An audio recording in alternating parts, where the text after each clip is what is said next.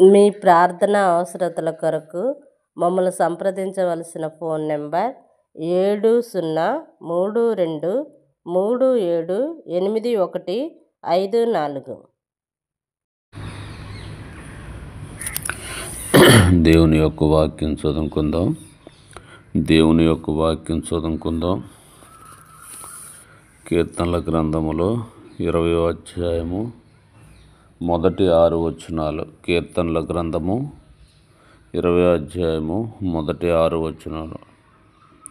ఆపత్కాలమందు యెహోవా నీకు ఉత్తరమిచ్చునుగాక, యాకోబు దేవుని నామము నిన్ను ఉద్ధరించునుగాక, పరిశుద్ధ స్థలములో నుండి ఆయన నీకు సహాయము చేయునుగాక, సియోనులో నుండి నిన్ను ఆదుకొనుగాక, ఆయన నీ నైవేద్యములన్నిటినీ జ్ఞాపకం చేసుకొనుగాక, నీ దహన బలులను అంగీకరించునుగాక, నీ కోరికను సిద్ధింపచేసి నీ ఆలోచన యావత్తు సఫలపరచునుగాక. యెహోవా నీ రక్షణను బట్టి మేము జయధ్వనము చేయుచున్నాము, మా దేవుని నామమును బట్టి మా ధ్వజమెత్తుచున్నాము. నీ ప్రార్థనలన్నీ యెహోవా సఫలపరచునుగాక. యెహోవా తన అభిషిక్తుని రక్షించునని నాకు ఇప్పుడు తెలియను. నీ రక్షణార్థమైన తన దక్షిణ హస్త బలమును చూపును, తన పరిశుద్ధ ఆకాశములో నుండి అతనిని ఉత్తరమిచ్చును. చాలు. కాబట్టి దేవుని యొక్క వాక్యము మనల్ని ఆత్మీయంగా బలపరచుటకు, మనల్ని పరిశుద్ధపరచుటకు, మనల్ని దీవించుటకు, తన రాజ్యములో మనల్ని చేర్చుటకు మనతో మాట్లాడుతుంటుంది. 4 భావాల్లో మాట్లాడుతుంటుంది అన్నమాట. మొట్టమొదట మనల్ని విశ్వాసంలో బలపరచుటకు, రెండవదిగా మనకు సహాయం చేయుటకు, మూడవదిగా మనల్ని పరిశుద్ధపరచుటకు, నాలుగవదిగా దేవుని రాజ్యంలోనికి మనల్ని తీసుకెళ్ళుటకు దేవుని యొక్క వాక్యము మనతో మాట్లాడుతుంది. కాబట్టి మనం అర్థం చేసుకొని దేవుని వాక్యాన్ని ప్రార్థన చేసుకోవాలా. మొదటిగా శుద్ధీకరణ ప్రార్థన. ప్రభువా, నీ రక్తములో నా పాపదోషం అంతా కడుగు, నాలో ఏ పాపం ఉండకుండా నీ రక్తములో కడుగు ప్రభువా అని మనం ప్రార్థన చేసుకోవాలా. రెండవదిగా, నన్ను ఆశీర్వదించు ప్రభువా, ప్రతి విషయంలో నాకు సహాయం చేయని ప్రార్థన చేసుకోవాలా. మూడవదిగా, అనేకులను రక్షించు ప్రభువా అని ప్రార్థన చేయాలా. నాలుగవదిగా, నన్ను నీతో ఉంచుకో ప్రభువా, నువ్వు నీ దూతలతో వచ్చినప్పుడు నీ రాజ్యము కొరకు నన్ను సిద్ధపరచని ప్రార్థన చేసుకోవాలా. కాబట్టి మనము మన జీవితంలో చూడండి ఏముంటుంది, ఆపత్కాలమందు యెహోవా నీకు ఉత్తరమిచ్చునుగాక, యాకోబు దేవుని నామము నిన్ను ఉద్ధరించును గాక. కాబట్టి ఆపత్కాలంలో ఆయన మనకు ఉత్తరం ఇచ్చేవాడుగా ఉంటున్నాడు. ఆపదను చూసి చాలామంది ఎడుతున్నారు.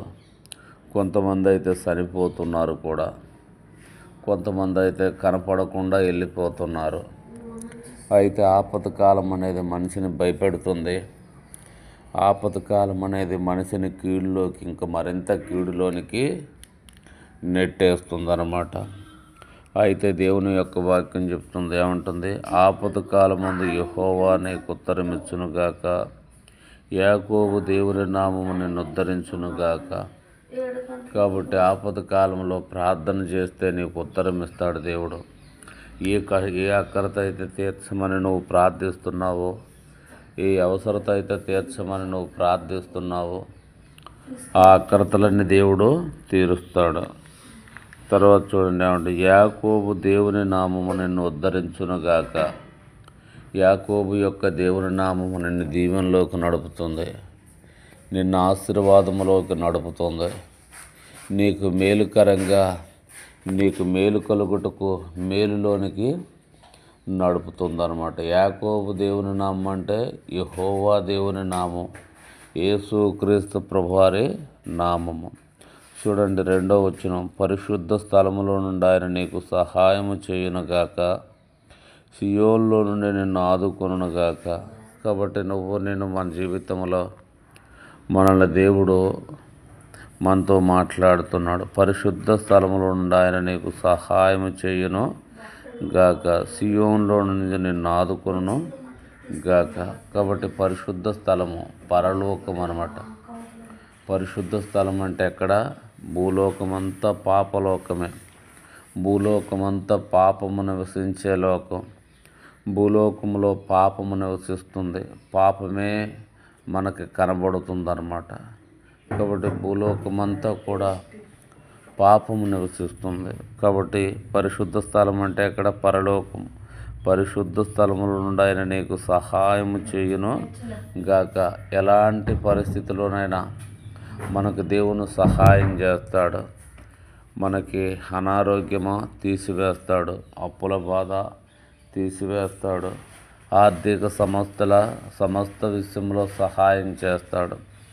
కాబట్టి పరిశుద్ధ స్థలంలో నుండి ఆయన నీకు సహాయం చెయ్యును గాక, సియోన్లో నుంచి నన్ను ఆదుకొనును గాక, నీ నైవేద్యములన్నిటినీ జ్ఞాపకం చేసుకొనును గాక, నీ దహన బలులను అంగీకరించును గాక. ఇశ్రాయేలు ప్రజలు ఆనాడు దేవునికి నైవేద్యాలు పెట్టేవారు. యెహోవా దేవునికి నైవేద్యాలు పెట్టేవారు. పాప పరిహారార్థం కొరకై దహన బలులు అర్పించేవారు అన్నమాట. కాబట్టి దావీదు ప్రార్థిస్తున్నాడు, ఆయన నీ నైవేద్యములన్నిటినీ ఆయన జ్ఞాపకం చేసుకును గాక, నీ దహన బలులను అంగీకరించును గాక. నైవేద్యాలంటే ఆరాధన చూపిస్తుంది. నైవేద్యాలంటే ఆరాధన చూపిస్తుంది. దహన బలుడు ఒప్పుగోలు ప్రార్థన చూపిస్తుంది, శుద్ధీకరణ ప్రార్థన చూపిస్తుంది. ప్రభువా, నా పాపములు క్షమించు. ప్రభువా, నీ రక్తములు, నువ్వు చిలువలో కార్చిన రక్తములో నన్ను పరిశుద్ధపరచు అనేటువంటి ప్రార్థనను మనకి చూపిస్తుంది అన్నమాట. 4వ వచనం, నీ కోరికను సిద్ధింపచేసి నీ ఆలోచన యావత్తును సఫలపరచునుగాక. మన కోరికను సిద్ధింపచేస్తాడు, కోరికను నెరవేరుస్తాడు. అవి ఎలాంటి కోరికలైనా సరే, అవి ఎంత కఠినమైన కోరికలైనా సరే, మన దేవుడైన యేసు క్రీస్తు ప్రభువారు వాటిని నెరవేర్చేవాడుగా ఉంటున్నాడు.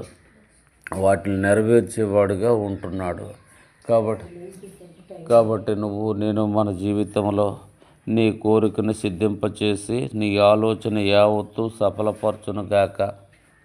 కాబట్టి నేను మన జీవితంలో దేవుణ్ణి జ్ఞాపకం చేసుకోవాలా. నీ కోరికను సిద్ధింపచేసి నీ ఆలోచన యావత్తు సఫలపరచును గాక. మన దేవుడు మన కోరికలు, మన ఆలోచనలు అన్నిటిని ఆయన సఫలపరిచేవాడుగా ఉంటున్నాడు. 5వ వచనం జ్ఞాపకం చేసుకుందాము. 5వ వచనాన్ని, యెహోవా నీ రక్షణను బట్టి మేము జయధ్వనము చేయుచున్నాము, మా దేవుని నామమును బట్టి మా ధ్వజమెత్తుచున్నాము. నీ ప్రార్థనలన్నీ యెహోవా సఫలపరచును గాక. కాబట్టి చూడండి, యెహోవా నీ రక్షణను బట్టి మేము జయోత్సవము చేయుచున్నాము. దేవుడిచ్చిన రక్షణ, పాప క్షమాపణ, మారు మనసు మనకు నిత్యము సంతోషం కలుగుతుంది. దేవుడు వస్తాడని, మనల్ని పరలోకం తీసుకెళ్తాడనేటువంటి సంతోషము. ఈనాడు మనం పాపం కడుక్కొని పరిశుద్ధులమయ్యామనేటువంటి సంతోషము, దేవుని రాకడ కొరకై మన పేరు రాయబడిందనేటువంటి సంతోషము, ఎవరికి అనేకులకు లేనటువంటి సంతోషము మనకు కలుగుతున్నది. కాబట్టి మనము దేవుణ్ణి ఎప్పుడు కూడా దేవుడిచ్చిన రక్షణ బట్టి మనము సంతోషించాలి. అందుకనే దావీదు దేవుడిచ్చిన రక్షణ బట్టి సంతోషిస్తున్నాడు. యెహోవా నీ రక్షణను బట్టి మేము జయోత్సవము చేయుచున్నాము, మా దేవుని నామమును బట్టి మా ధ్వజమెత్తుచున్నాము. నీ ప్రార్థనలన్నీ యెహోవా సఫలపరచును గాక. కాబట్టి మన దేవుని నామమును బట్టి మనం మా ధ్వజమెత్తే వారంగా ఉండాలా. కాబట్టి చూడండి 6వ వచనం, 5వ వచనం కింద నీ ప్రార్థనలన్నీ యెహోవా సఫలపరచును గాక. మన దేవుడు మన ప్రార్థనలన్నిటిని సఫలపరిచే దేవుడు, మన ప్రార్థనలన్నిటిని నెరవేర్చే దేవుడు. వాటి కాలంలో అవన్నీ కూడా నెరవేర్చబడేటివిగా ఉంటున్నాయి. కాబట్టి దేవుని నామమును బట్టి మనం ఏం చేయాలా? ప్రార్థన చేసినప్పుడు మన కోరికలు, మన ఆలోచన అంతా కూడా నెరవేర్చబడుతుంది. చూడండి, 6వ వచనం చదువుకొని ప్రార్థన చేసుకుందాం. 6వ వచనం చదువుకొని ప్రార్థన యెహోవా తన అభిషేక్తుని రక్షించునని నాకు ఇప్పుడు తెలియను. రక్షణార్థమైన తన దక్షిణ హస్తబలము చూపును. తన పరిశుద్ధ ఆకాశములుండి అతనికి ఉత్తరమిచ్చును. చూడండి, దేవుడు అభిషేకించిన వాడు. ఆనాడు దేవుడు ధర్మశాస్త్ర కాలంలో, పాత నిబంధనలో దేవుడు తైలపు కొమ్ములతో దేవుడు ప్రజల్ని అభిషేకించేవాడు. పరిశుద్ధ తైలముతో, కొమ్ము తైలముతో దేవుడు వారిని అభిషేకించేవాడు అనమాట. కాబట్టి ఇప్పుడు మనం యేసు ప్రభువారి రక్తములో అభిషేకిస్తున్నాడు. యేసు ప్రభువారి రక్తములో అభిషేకిస్తున్నాడు. కాబట్టి యెహోవా తన అభిషేక్తుని రక్షించునని నాకిప్పుడు తెలియను. రక్షణార్థమైన తన దక్షిణ హస్తబలము చూపును. తన పరిశుద్ధ ఆకాశములుండి అతనికి ఉత్తరమిచ్చును. కాబట్టి యెహోవా తన అభిషేక్తుని రక్షించునని నాకు ఇప్పుడు తెలియను. మనం అభిషేకించిన దేవుడు మనల్ని అభిషేకించింది, మనల్ని తన బిడ్డలుగా చేసుకున్నది మనల్ని రక్షించుట కొరకే. రక్షణార్థమైన తన దక్షిణ హస్తబలము చూపే దేవుడుగా ఉంటున్నాడు. మన దేవుని హస్తము రక్షణార్థమైన దక్షిణ బాహుబలము అని రాయబడింది. మన దేవుని హస్తము రక్షించేది, మన దేవుని హస్తము కాపాడేది, మన దేవుని హస్తము పోషించేది, కీడు కలగకుండా మనల్ని రక్షించేవాడుగా ఉంటున్నాడు. ఆఖరి వరుస, తన పరిశుద్ధ ఆకాశముల నుండి అతనికి ఉత్తరమిచ్చునుగాక. కాబట్టి అతని పరిశుద్ధ ఆకాశం అది. దేవుని ఆకాశాన్ని పాపంలోకి నెట్టేవాడెవరు కూడా లేరు. అక్కడ ఎవరిని కూడా దేవుడు పాపంలోకి నెట్టనివ్వడం. అది పరిశుద్ధమైనటువంటి ఆకాశము. పరిశుద్ధము, దేవుడు నివసించే ఆకాశం ఎలాంటిది? అక్కడ పాపులు లేరనమాట. కాబట్టి పరిశుద్ధ ఆకాశం నుండి ఆయన అతనికి ఉత్తరమిచ్చునుగాక. ఉత్తరం ఇచ్చే దేవుడు. ఉత్తరం అంటే మనం చెప్పిన దానికి ఆయన బదులు చెప్పేవాడుగా ఉంటున్నాడు. యేసయ్యా నాకు సహాయం చేయంటే ఏ విషయంలో అమ్మ అని అడుగుతాడు. ఆరోగ్య విషయంలో చేయమంటే ఆరోగ్య విషయంలో చేస్తాడు. ఐశ్వర్య విషయంలో చేయమంటే ఐశ్వర్య విషయంలో చేస్తాడు. నువ్వు సిలువలో కార్చిన రక్తంలో మా పాపదోషములన్నీ కడుగు ప్రభు అంటే కడుగుతాడు. మనల్ని పరిశుద్ధపరిచే దేవుడుగా ఉంటున్నాడు. కీర్తనల గ్రంథము 20వ అధ్యాయము 6 వచనాలు, మొదటి 6 వచనాలు మనం ధ్యానం చేస్తూ వచ్చాం. వాటిలో ఉన్న సారాంశం ఇంకా దేవుడు మీరు ప్రత్యేకంగా వాక్యం చదువుకుంటున్నప్పుడు ఆయన మీకు సహాయము చేయనుగాక. ప్రార్థన చేసుకుందాం. ప్రేమగల తండ్రి, దయగల దేవ, యేసయ్య, వందనాలు చెల్లిస్తున్నాము తండ్రి. ఆరాధిస్తూ పూజిస్తున్నాము ప్రభా. నీ కృతజ్ఞతాస్తుతులు చెల్లిస్తున్నాము తండ్రి. ఆరాధిస్తూ పూజిస్తున్నాం మా ప్రభా. ఉదయకాల వేళ నేను స్తుతిస్తున్నావు తండ్రి. నువ్వు మాతో మాట్లాడుతూ వచ్చావు. ఆపద కాలమును నాకు మొరపెట్టుము, నీకు ఉత్తరం ఇస్తానని చెప్పావు తండ్రి. ఎవరెవరు ఆపదల్లో ఉన్నారో, ఎవరెవరు అక్కరతలో ఉన్నారో, ఎవరెవరు ఏ ఇబ్బందుల చేత బాధపడుతున్నారో తండ్రి, వారికి అన్ని విషయంలో సహాయం చేయండి. స్థానికంగా ఉన్న సంఘాన్ని, యూట్యూబ్లో వింటున్నటువంటి విశ్వాసుల్ని జ్ఞాపకం చేసుకోండి తండ్రి. అన్ని విషయంలో బిడ్డలను కాచి కాపాడి భద్రపరచమని ప్రార్థిస్తున్నాం తండ్రి. మరణాలు, రోగాలు, రకరకాల తెగుళ్ళన్నీ దూరపరచమని నీకే మహిమ, ఘనత, ప్రభావాలు చెల్లిస్తూ ప్రభు అయిన యేసయ్య నామమున అడిగి వేడుకొనుచున్నాము తండ్రి. Amen, amen, amen. Praise the lord, praise the lord, praise the lord. దేవునికి మహిమ కలుగునుగాక, మనకి ఆశీర్వాదాలు కలుగునుగాక, శత్రు సాతానుకి అపజయం కలిగి వాడి శక్తి అంతా బంధించబడి నరకములోనికి పోవునుగాక. Amen, amen, amen.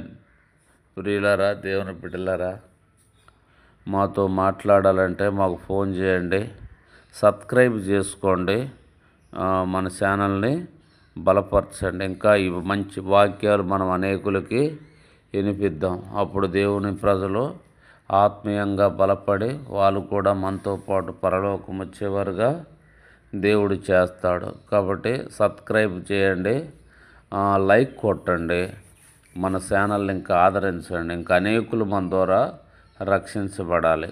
ఆమెన్.